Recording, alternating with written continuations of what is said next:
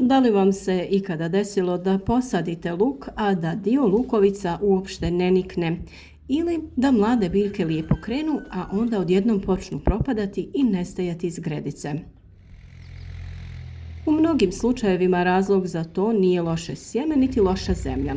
Problem je često u tome što sadni materijal nije pravilno pripremljen prije sadnje, pa luk postaje osjetljiv na bolesti i štetnike.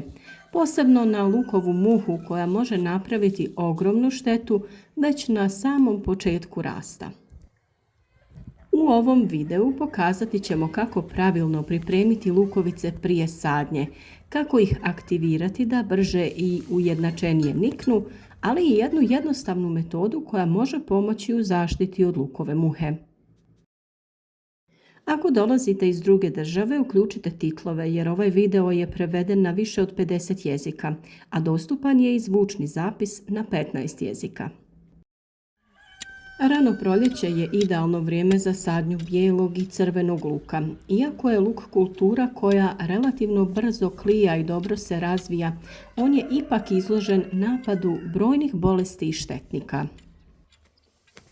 Najčešće bolesti koje napadaju luk su plamenjača, hrđa i različite vrste truleži, dok je od štetnika najpoznatija i najopasnija upravo lukova muha. Zbog toga je jedan od najvažnijih koraka prije sadnje priprema i dezinfekcija sadnog materijala. Prvi korak je pažljiv pregled lukovica. Potrebno je ukloniti sve one koje su oštećene, premale, deformirane ili pokazuju znakove bolesti. Također nije dobro saditi smežurane lukovice. Naime, u početku se mlada biljka hrani hranjivim tvarima koje se nalaze u samoj glavici, sve dok se ne razvije korijen i prvi listovi koji započinju proces fotosinteze. Ako je lukovica već oslabljena ili isušena, biljka će imati mnogo slabiji početni rast. Dobro je naravno lukovice sortirati i prema veličini. Kada su lukovice različitih veličina pomiješane u sadnji, dolazi do neujednačenog klijanja i rasta, što kasnije može otežati održavanje gredice. Ako lukovice imaju suhi gornji sloj koji se lako odvaja, možete ga pažljivo ukloniti kako biste provjerili u kakvom je stanju lukovica ispod tog zaštitnog sloja. Sljedeći važan korak je zagrijavanje lukovica. Ovaj postupak može se obaviti 10 do 20 dana prije sadnje. Najjednostavniji način je da lukovice držite pored radijatora ili nekog drugog izvora topline. Važno je samo da temperatura ne bude previsoka kako ne bi došlo do isušivanja ili oštećenja lukovica. Postoji i brza metoda zagrijavanja. Lukovice se mogu potopiti u toplu vodu temperature od 40 do 50 stepeni i držati u njoj oko 2 do 3 sata. Ovaj postupak često se kombinira sa procesom namakanja, o kojem ćemo govoriti za trenutak. Namakanje je jedna od najjednostavnijih metoda aktiviranja lukovica. Osnovna metoda je potapanje u vodu temperature oko 30 stepeni u trajanju od pola sata do 2 sata. Kod brze metode koristi se toplija voda temperature između 40 i 50 stepeni. Važno je da temperatura ne bude viša jer bi to moglo oštetiti lukovice. Posudu u kojoj se nalaze lukovice dobro je umotati kako bi voda duže zadržavala toplinu. Nakon ovog postupka lukovice se mogu odmah saditi ili se mogu prosušiti na sobnoj temperaturi ako sadnja neće biti obavljena odmah. Postoji još jedna vrlo zanimljiva metoda koja osim aktiviranja lukovica može pomoći i u zaštiti od štetnika. Riječ je o namakanju u slanoj otopini. Ova metoda posebno je korisna jer može pomoći u zaštiti od lukove muhe. Otopina se priprema tako što se u 1 litru tople vode temperature od 40 do 50 stepeni doda 1 kašika soli i sve dobro promiješa. Lukovice se tada u ovoj otopini drže najviše pola sata. Kako bi učinak bio još bolji, preporučuje se da se lukovice prije toga oko 2 sata drže u običnoj vodi. Naime, tokom skladištenja lučice često izgube dio vlage, pa ih je potrebno nakvasiti kako bi bolje upile otopinu. Nakon namakanja u slanoj otopini, lukovice je potrebno 3 do 4 puta isprati u čistoj vodi. Za ovu svrhu može se koristiti morska ili obična kuhinska sol. Ova metoda pomaže u zaštiti sadnog materijala od lukove muhe, lukovog tripsa, grinja i nematoda. Važno je naglasiti da sol nije dobro direktno posipati po zemljištu jer se teško ispire i može dugoročno narušiti kvalitetu tla. Mnogo je bolje koristiti je u obliku otopine i to samo povremeno.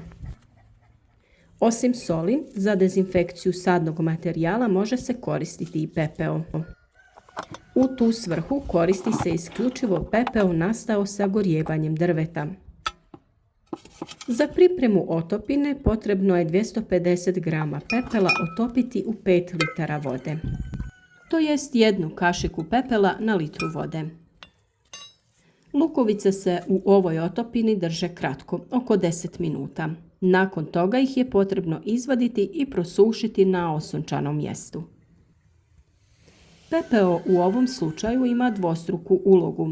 On djeluje kao prirodno dezinfekcijsko sredstvo, ali i kao stimulans rasta, jer sadrži brojne minerale koji mogu koristiti mladim biljkama.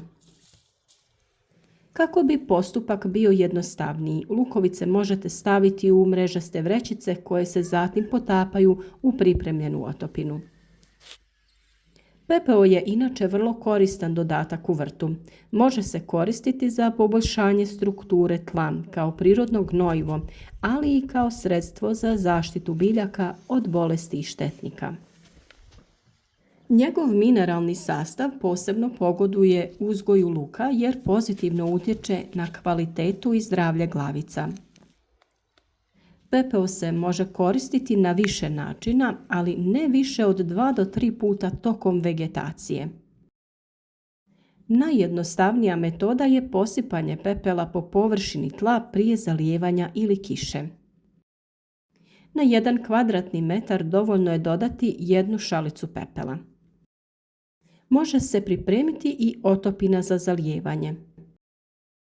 Za ovu otopinu potrebno je 250 grama pepela otopiti u 10 litara vode, dobro promiješati i ostaviti da odstoji 3 dana. Nakon toga otopina se može koristiti za zalijevanje. Na taj način lukovice dobivaju dodatne nutrijente koji pomažu njihov zdrav razvoj i povećavaju otpornost na bolesti i štetnike tokom sezone uzgoja. Pravilna priprema sadnog materijala jedan je od najvažnijih koraka za uspješan uzgoj luka. Ako vam je ovaj video bio koristan, napišite u komentaru da li ste već posadili luk ove godine i koju metodu pripreme vi koristite. Podijelite vaša iskustva kako bi pomogla drugim zaljubljenicima u uzgoj biljaka. Podržite naš rad jednim lajkom ispod videa i podijelite video kako bi i drugi mogli imati koristi od ovih savjeta. Na našem kanalu pronaći ćete mnogo zanimljivih tema o uzgoju voća i povrća, a uz vlastiti vrt ne dobijete samo zdravu hranu, nego i priliku da više vremena provedete u prirodi i naravno tačno znate šta unosite u svoj organizam. Ostanite s nama u narednom periodu, odradite sve poslove na vrijeme i uzgajajte voće i povrće za koje znate sa čim i kako je prihranjivano.